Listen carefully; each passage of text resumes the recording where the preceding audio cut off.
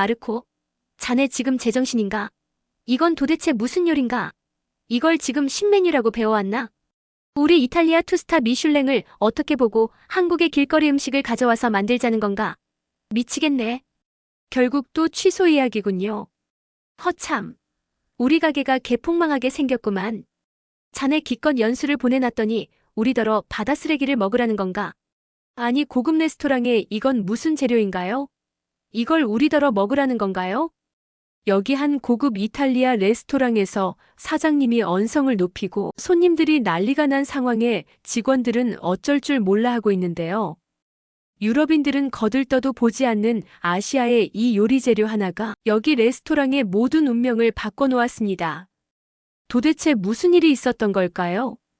지금부터 사연 시작하겠습니다. 잠깐, 구독과 좋아요는 얼른 해주실 거죠? 저는 마르코 로시, 35살의 수석 셰프입니다. 코로나19 이후 레스토랑은 심각한 위기를 맞았습니다.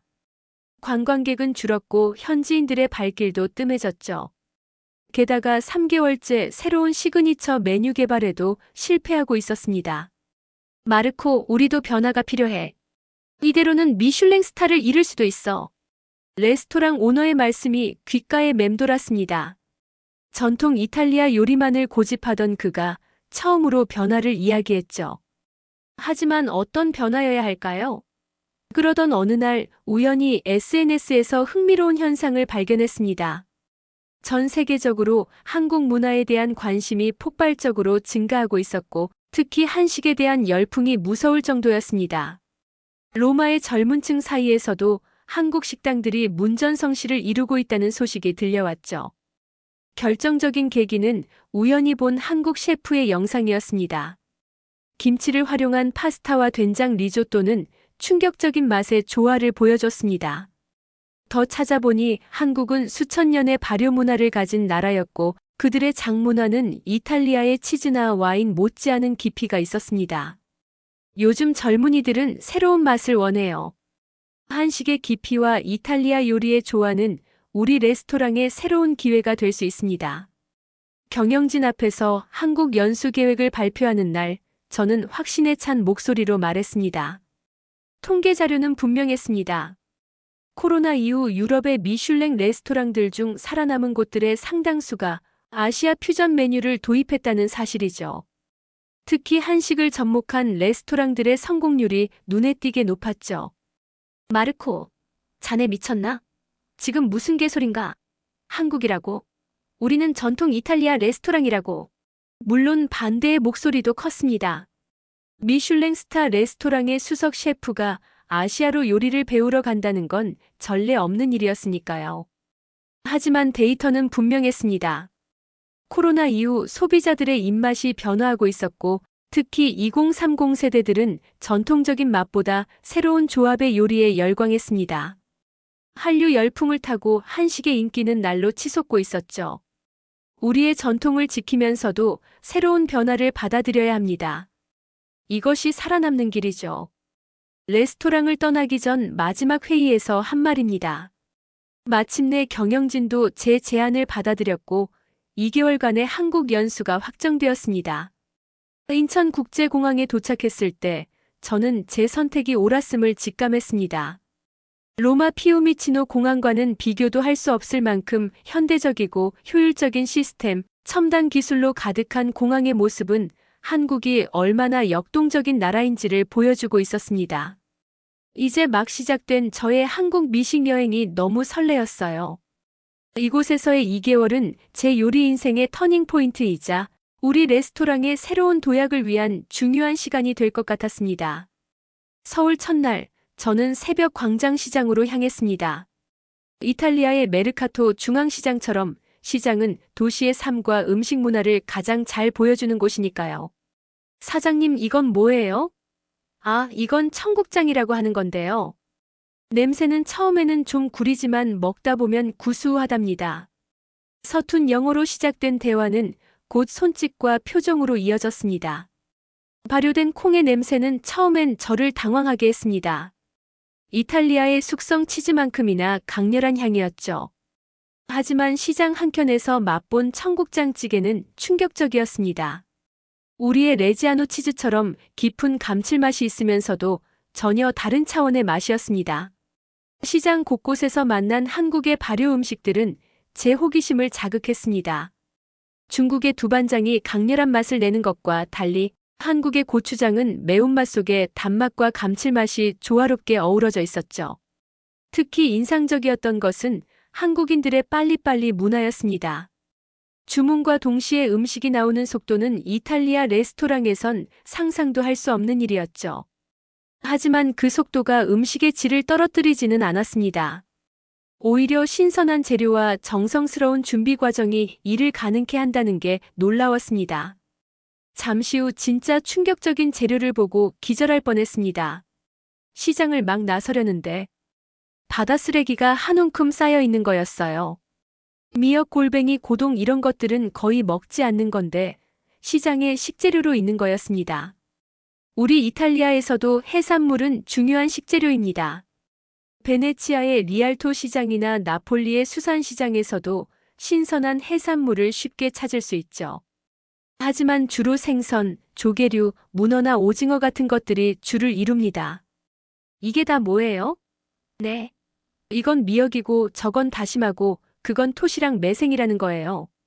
시장 상인이 하나하나 설명해주는 해조류들은 제게는 완전히 새로운 세계였습니다. 우리도 해조류를 요리에 사용하지만 주로 고급 레스토랑에서 플레이팅용이나 육수를 내는 정도로만 제한적으로 사용했거든요. 이걸 먹는다고요? 이걸로 요리를 한다고요? 그럼요. 미역으로는 국도 끓이고 무침도 하고 볶음도 해요. 미역줄기도 쓰는걸요. 기름에 볶으면 얼마나 고소하고 맛있는지 몰라요. 외국인 양반. 다시마로는 육수도 내고요. 저는 눈살이 찌푸려졌습니다. 물고기들이 먹는 재료를 요리에 쓴다고 생각하니 왠지 찝찝한 생각이 들었어요. 하지만 저는 이탈리아의 미슐랭 투스타 셰프. 한국의 식재료를 낱낱이 알아갈 필요가 있었어요. 새로운 메뉴 개발을 하지 못하면 가게가 망할 수도 있었거든요. 저는 호기심만 가득 가지며 시장을 나섰습니다. 마침 그때 시장 한켠에서는 한 할머니가 미역국을 끓이고 계셨습니다. 미역국에 해물 조개류가 있었습니다. 저는 호기심에 한 그릇 사 먹어보았어요. 처음엔 맛만 보려고 했는데 와, 미역의 부드러운 맛과 해물의 향긋한 육수 베이스가 너무나 잘 조화로웠습니다. 할머니께서는 미역국에 소고기를 볶아서 육수를 내어서 먹는다고 했어요. 들깨가루를 넣어 먹어도 되고 임산부에게는 가자미 같은 생선을 넣어 푹 고아서 보양식처럼 먹는다고도 했어요. 그 외에 굴도 넣어서 끓이고 미역국에 조화롭게 들어가는 식재료가 엄청 많다고 했어요. 세상에 그 비싼 굴을 바다 쓰레기인 미역과 끓인다고요? 저는 이해가 잘 안 되었지만 한국인이 음식을 활용하는 데는 무한한 창의성과 아이디어가 있다고 생각했어요. 다음번에는 한국에서는 생일날이면 꼭 먹는다는 소고기 미역국을 한번 먹어보고 싶었어요. 시장을 돌아다니며 가장 크게 느낀 점은 한국의 음식에는 항상 이유가 있다는 것이었습니다. 발효 음식은 단순한 저장식품이 아닌 영양과 맛의 과학이었고 매운맛은 더운 날씨를 이겨내는 지혜였으며 반찬 문화는 영양의 균형을 맞추는 철학이었습니다. 우리 이탈리아 요리가 엄마의 맛을 중시한다면 한국 요리는 과학과 전통의 조화를 추구하는 것 같았습니다. 이런 발견들은 제 요리 철학에 새로운 영감을 주기 시작했습니다. 시장에서 호텔로 돌아온 후 저는 다시 밖으로 나왔습니다. 이번엔 현지인들이 즐겨 찾는다는 포장마차를 찾아가기로 했죠. 일반 택시를 타고 신림동으로 향했습니다. 한강변을 지나는 택시 안에서 저는 입을 다물 수 없었습니다. 마치 크리스마스 트리처럼 반짝이는 초고층 빌딩들과 그 사이로 흐르는 한강의 모습은 로마의 야경과는 전혀 달랐습니다. 첨단과 자연이 어우러진 이 풍경은 제가 알던 어떤 도시와도 비교할 수 없었죠. 호텔 직원이 추천해준 포장마차 거리를 찾아가는 동안 택시기사님은 신림동 포장마차의 역사와 유래를 열정적으로 설명해 주셨습니다. 여기가 진짜 서울의 맛이에요. 비싼 레스토랑 말고 이런 데서 먹어봐야 진짜 한국 음식을 아는 거죠.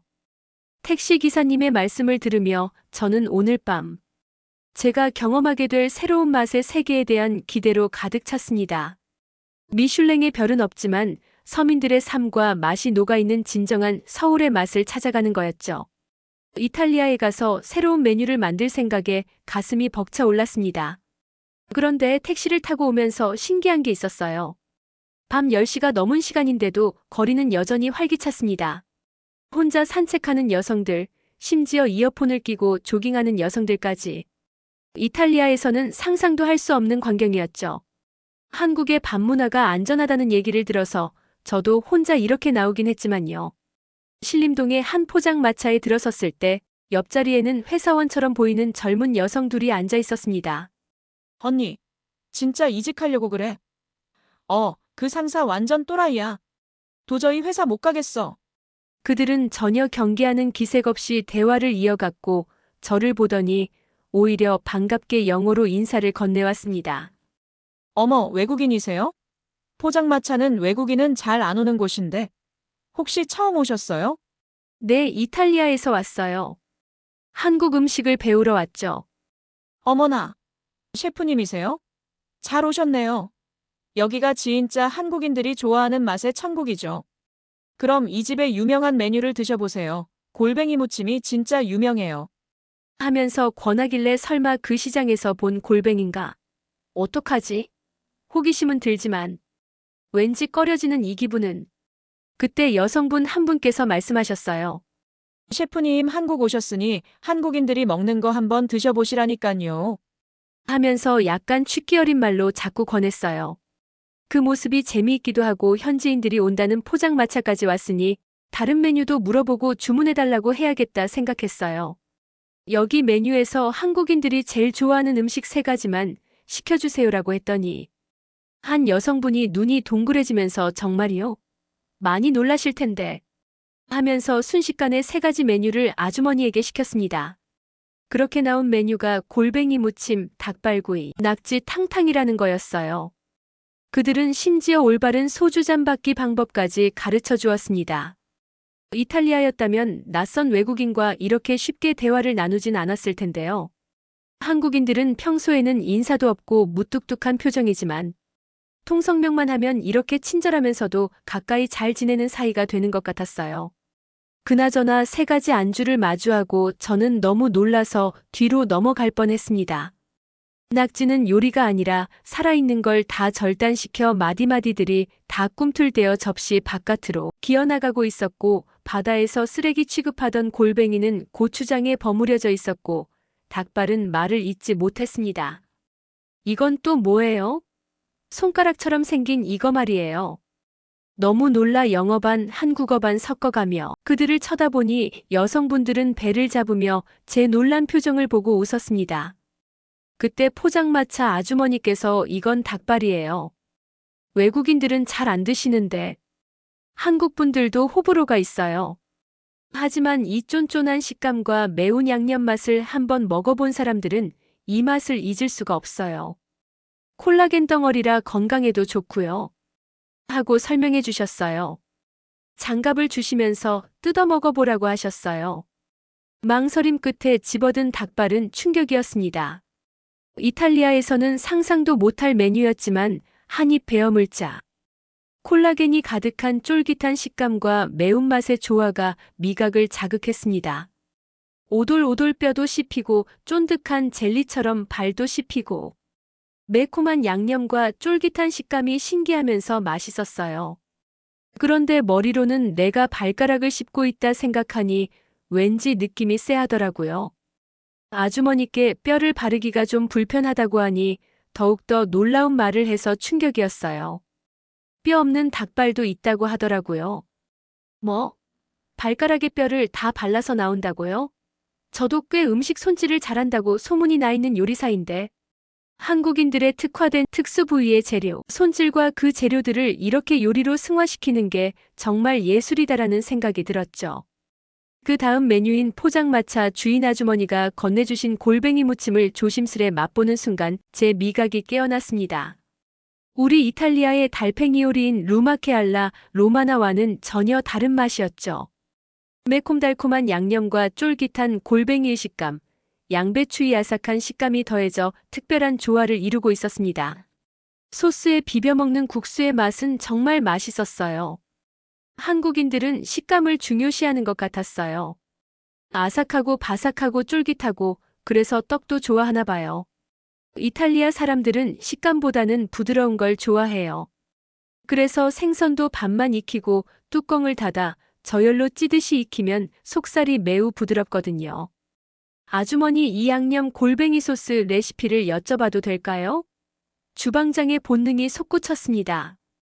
이 매콤달콤한 양념을 우리의 파스타에 접목하면 어떨까? 골뱅이의 쫄깃함을 살린 리조또는 어떨까? 이건 고추장이 베이스예요. 여기에 마늘, 고춧가루, 간장, 설탕이 들어가죠. 주인 아주머니는 친절하게 레시피를 설명해 주셨습니다. 메모장을 꺼내 빠르게 적어 내려갔죠. 위기에 처한 레스토랑을 떠올리며 이 맛들을 어떻게 우리 요리에 접목할 수 있을지 구상하기 시작했습니다. 옆자리에서는 취한 손님들이 순대볶음을 외치고 있었고 건너편에서는 누군가 오돌뼈를 주문했습니다. 평소라면 상상도 못했을 재료들이지만 이제는 모든 게 새로운 영감으로 다가왔습니다. 꿈틀대는 낙지는 도저히 징그러워서 안 먹었어요. 그러다 시간이 한참 흘러 거의 움직임이 없을 때 참기름과 소금에 찍어 먹어보았어요. 정말 보기와 다르게 너무 고소하고 쫄깃하더라고요. 한국의 음식은 그 재료부터 기상천외했으며 맛도 일품이었습니다. 옆자리 여성분들과 술잔이 오갈수록 대화는 더욱 깊어졌습니다. 한 여성은 IT 회사의 개발자였고 다른 한 명은 마케팅 회장이었죠. 전문직 여성들이 이렇게 늦은 시간에도 포장마차에서 편하게 대화를 나누는 모습이 인상적이었습니다. 그들과 헤어질 때쯤 저는 단순히 음식만이 아닌 한국 사회의 또 다른 면을 발견한 것 같았습니다. 안전하고 자유로운 밤문화, 그리고 그 속에서 자연스럽게 피어나는 인간적인 교류. 포장마차를 나서며 문득 생각했습니다. 이런 게 바로 진정한 도시의 매력이 아닐까? 맛있는 음식만큼이나 중요한 건 그 음식을 안전하고 편안하게 즐길 수 있는 사회적 분위기라는 걸 깨달은 밤이었습니다. 다음 날 아침 저는 광장시장에 다시 가서 수산물 코너에서 골뱅이를 사와야겠다고 생각했습니다. 골뱅이에 관심을 갖는 외국인이 신기했는지 상인분들이 대화를 걸어왔어요. 어저께 왔던 분이네. 굿모닝 하면서 인사를 해주셨어요. 제가 골뱅이 까는 걸 물어보니 상인분께서는 골뱅이를 고르는 법부터 손질하는 방법, 삶는 방법까지 상세히 설명해 주셨어요. 그리고 이 골뱅이가 캔에 담겨 나오는 제품이 있다고까지 했어요.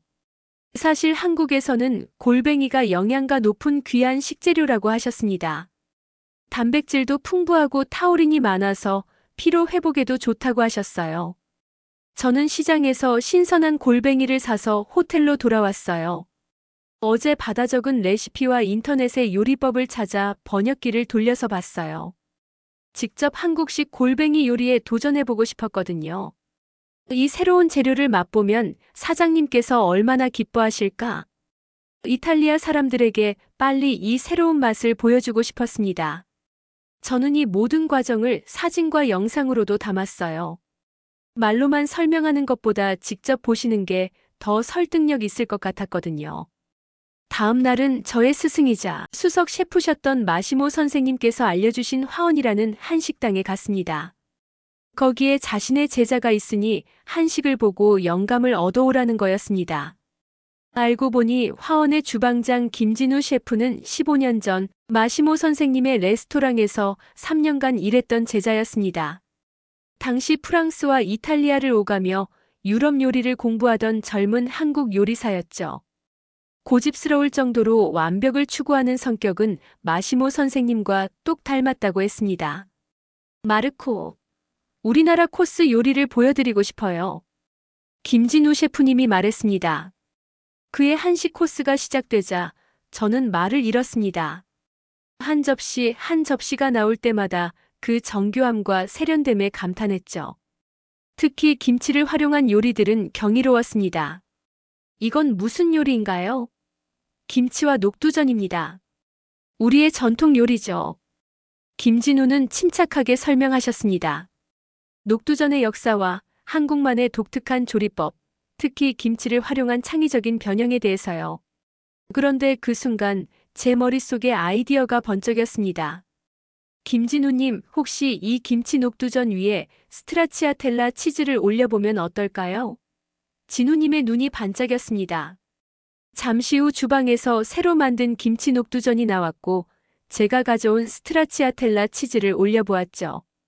김치의 매운맛과 치즈의 부드러움이 만나 놀라운 조화를 이루었습니다. 김진우는 이 퓨전 요리에 대해 설명하시면서 한식의 독창성과 동시에 새로운 변화를 받아들이는 유연성에 대해 이야기하셨습니다. 중국 요리가 한식에 영향을 준 것은 사실이지만 한식은 그것을 바탕으로 독자적인 발전을 이뤄왔다고 했어요. 한식은 절대 고립된 채 발전한 게 아니에요. 주변 문화와 교류하며 우리만의 것을 만들어왔죠. 마치 이탈리아 요리가 토마토라는 남미의 재료로 자신들만의 요리를 만든 것처럼요. 그 말씀을 들으며 저는 다시 한번 우리 레스토랑의 미래를 떠올렸습니다. 전통을 고수하면서도 새로운 시도를 두려워하지 않는 것, 그것이 바로 요리의 진정한 발전 방향이 아닐까요? 저녁이 끝나갈 무렵 제게 조언을 주셨습니다. 마르코 씨, 음식에는 국경이 없습니다. 하지만 정체성은 있어야 해요. 새로운 시도를 하더라도 그 뿌리는 잊지 마세요. 이 말씀은 제게 깊은 울림을 주었습니다.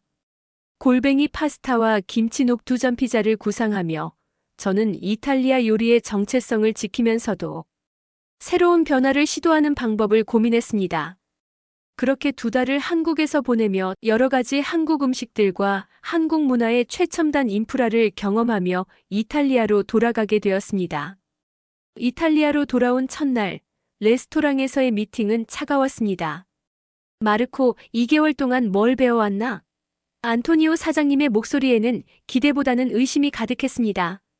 저는 설레는 마음으로 준비해온 노트를 펼쳤습니다. 사장님, 제가 발견한 특별한 재료가 있습니다.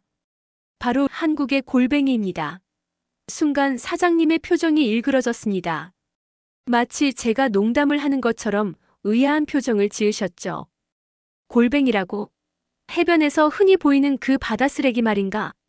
사장님의 목소리에는 실망감이 가득했습니다. 마르코, 이런. 자네는 우리라 페르골라의 수석 셰프야. 한국에는 와규에 버금가는 한우도 있고 전복, 송로버섯 같은 고급 식재료가 많다고 들었네. 김치나 불고기는 이미 세계적으로 인정받은 요리들이고. 그런데 하필 골뱅이라니. 사장님은 제가 준비한 레시피 노트를 보지도 않으셨습니다. 대신 창밖만 바라보시며 한숨을 내쉬셨죠.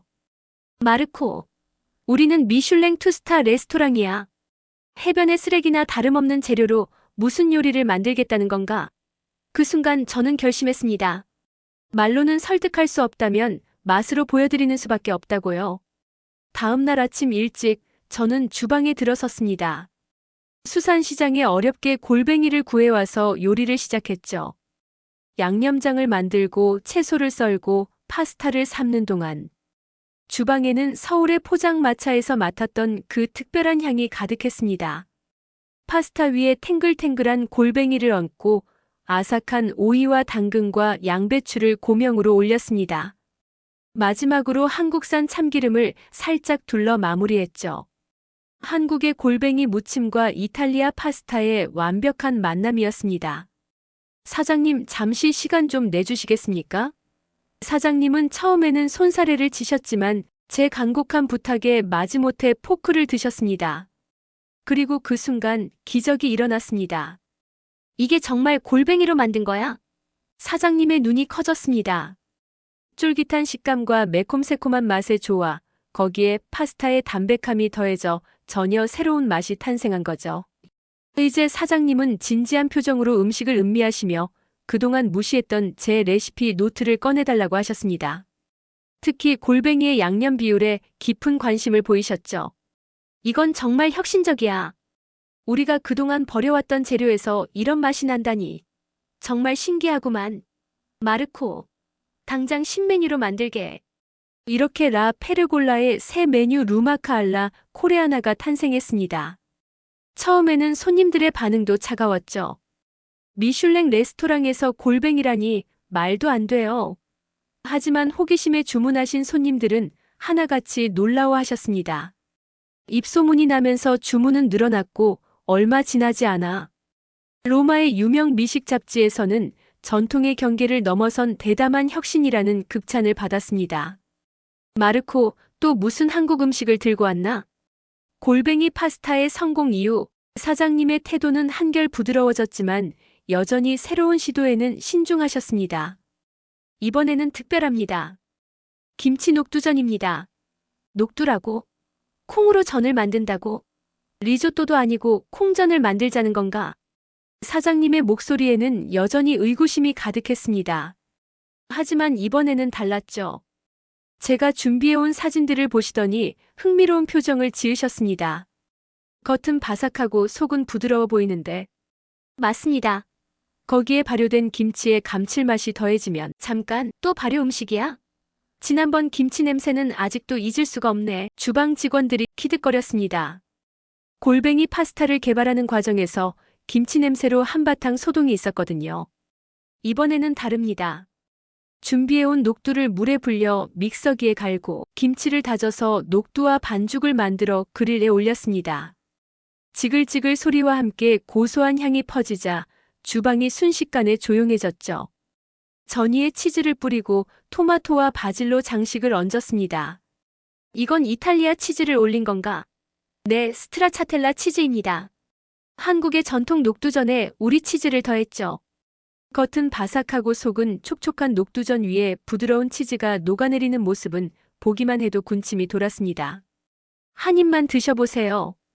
사장님이 한 입 빼어 무시는 순간 주방이 숨을 죽였습니다. 마르코, 이건 정말. 침묵이 이어졌습니다. 직원들의 얼굴이 하얗게 변했죠. 젠장 너무 맛있잖아. 이 바삭함은 뭐지? 그리고 이 녹두의 감칠맛과 치즈의 조화라니.